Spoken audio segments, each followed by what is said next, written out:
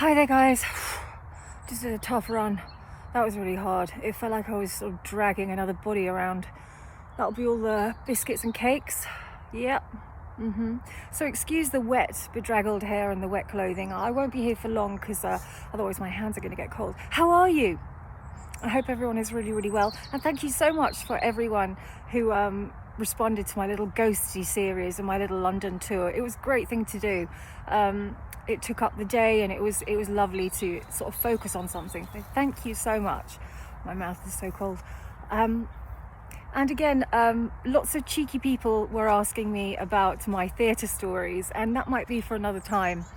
As I said in my last video, the dressing room stories are the best parts of my being in my business, and it's absolutely fantastic, the stories that I've got up here. People asking me, oh, what did you think of so-and-so, and what was it like to work with so-and-so? And I never kiss and tell. And I've said this before, I don't gossip about people. And so all I can say is that every single person I've worked with, it's been an honor to work with and has been incredible. I've been so lucky to meet the most amazing people in my career, straight from going from drama school into the National Theatre, all the way up to being on the West End. God, it'd be a year and a half ago now because we went into lockdown. And being watched by RuPaul, to massaging Ruby Wax's feet on a private aeroplane because she was scared of flying. All these memories, it's just incredible, and I'm grateful for each and every one of them. I worked hard and I made sure that I was grateful for each and every moment, because it's so fast, isn't it, this life? It's so fast, it can just go pew. And it's worth just appreciating every single moment and trying to learn as much as you can from each one. And we've all made our mistakes, right? But yeah, so I might tell a few stories to people I know very well. But yeah, I've been very, very lucky to work in this industry. And so I wanted to do YouTube just for a hobby, and because I'm so interested in true crime, and I have been. And as I say, all the things sort of on the edges, you know, I've always, as soon as I saw that Arthur C. Clarke book of ghosts and stigmata and all that, I was absolutely petrified, absolutely hooked. And I was reading this morning and I was thinking about it, that if you've never seen anything, right, would you dream of that thing? I know it sounds weird, but say you had no sight. Would you be able to dream about what something visually looks like if you've never seen it? Like, have you ever dreamt of someone that you haven't met yet? And I wonder what your basis of their image is based on. And I was reading about old hag syndrome. Brilliant name, right? Great. Where that syndrome where you, it's basically sleep paralysis, but in law, of course, LORE, it was called old hag syndrome, or in Japanese it was called something else. Oh, I think my power's just gone off. I think I'll continue like this then. And in Japanese it was called something else. And it was basically where you wake up and you can't move. You feel like you're awake, but every muscle is paralyzed, and it's the weight of like having a person on your chest, and you can't scream. Sometimes you can scream, but you can't move. And so lots of people, of course, then sort of took a sort of supernatural element to this. And then, of course, the women hating came in. Of course, it had to be an old hag. But people saw it in different ways. And I was just wondering, if you hadn't seen an old hag, what would your visualization of an old hag be? Do you know what I mean? And lots of people just imagined it as nothing, but actually it's sleep paralysis, where when you're in REM sleep, your muscles are partially paralyzed to stop you thrashing around in your dreams or whatever. And so it's that moment where you've either gone into REM sleep or come out of it a little bit too quickly, and your system hasn't caught up with itself. So in a way, your body starts to come alive before your consciousness comes alive before your body does. And so it can't move, but you're actually awake. And so it's interesting how supernatural elements get put on to everyday occurrences, which is really interesting. And it brings into the mix this idea of faith, that there is something else, maybe after this that we're living now, and after this. So much part of it. And I was thinking about ghosts. because that's so interesting. I've never seen a ghost.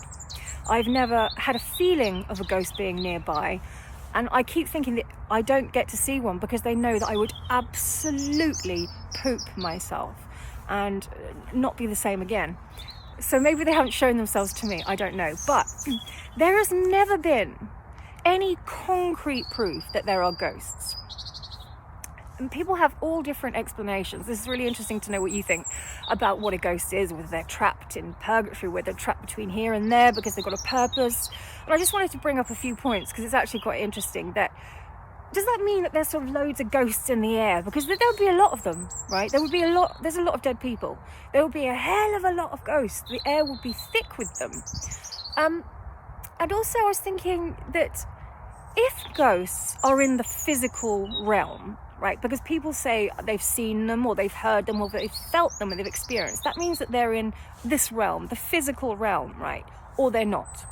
If they're in the physical realm, i.e. they can push a ball or push you or make a sound or whatever, then the physical world would be able to somehow detect that.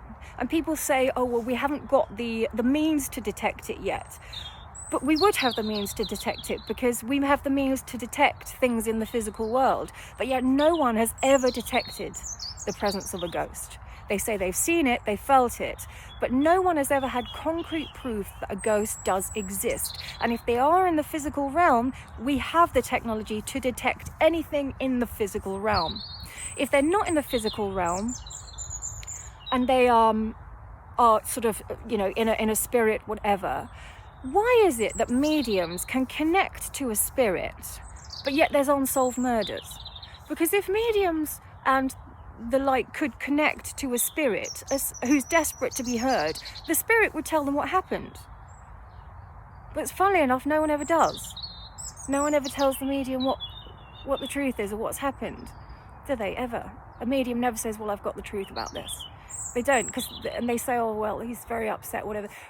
Why is there unsolved murders then if the dead can speak to mediums and put their point across?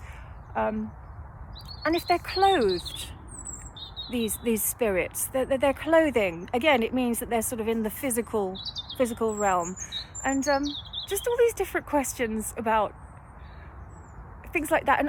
And I'm saying this point just to sort of tease you a bit, to ask, what do you think? Do you believe in ghosts? Apparently 43% of Americans believe in ghosts. I don't know about the UK. I don't know why I got the figure for Americans. I don't know whether I believe in ghosts. I don't know. And this follows on from just like walking around London and there's so many old places. I mean, so old. And there's so many things that would have happened there. And do you believe in that? Have you bought a house knowing that it's got a presence in there? And would that put you off?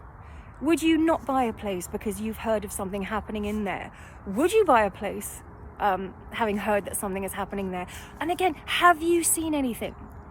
Let me know, because I find this so interesting. If you've ever felt it, seen it, heard it, did it scare you or did you get a good feeling? Have you ever seen someone you knew?